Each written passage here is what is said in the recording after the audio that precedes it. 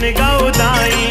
तुर पूजा करे संसार वो हे सुरहीन गौदाई।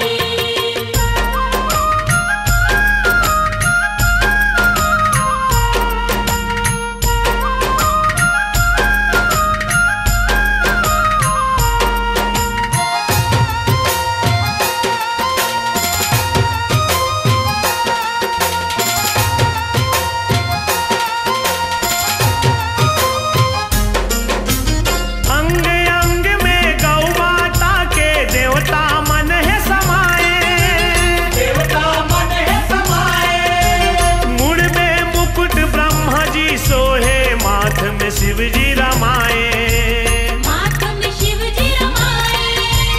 दोनों सिंह के बीच में विष्णु आसन अपन रमाए, आसन अपन रमाए।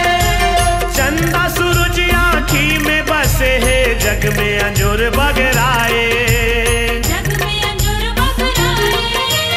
अमृत जैसे गौ माता के, अमृत जैसे गौ माता के दूध हवे सुखदाई। तोर पूजा करे संसार वो हे सुरहीन गौदाई। तुर पूजा करे संसार वो हे सुरहीन गौदाई।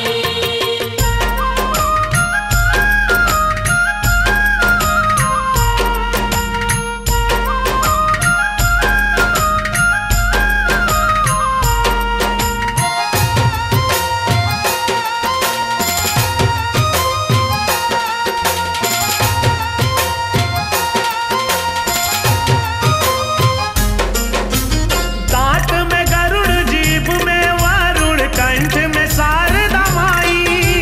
कंठ में शारदा माई। कुमार अश्वनी नाक के कुंडल, कार्तिक नाक नथाई। कार्तिक नाक नथाई। मुख में अग्नि, होठ में चंडी, श्वास में वेद बसाई। श्वास में वेद बसाई। पर्वत सागर जंगल झाड़ी, पेट में धरती हमाई। पेट में धरती हमारी।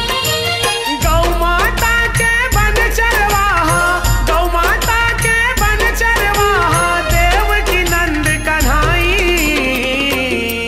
तोर पूजा करे संसार वो हे सुरहीन गौदाई। तुर पूजा करे संसार वो हे सुरहीन गौदाई।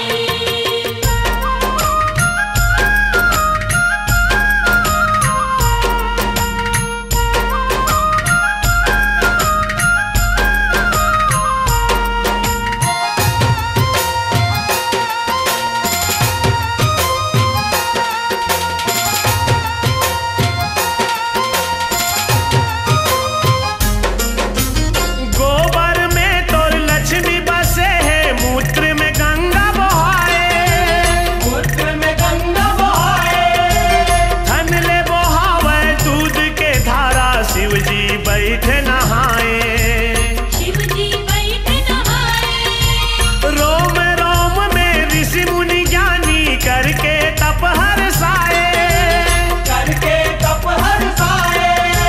रमा भगवती पूछीला धारे, पाप के नाश कराए। पाप के नाश कराए। गौ माता के महिमा गजब है, गौ माता के महिमा गजब है, प्रेम को सरिया सुनाई।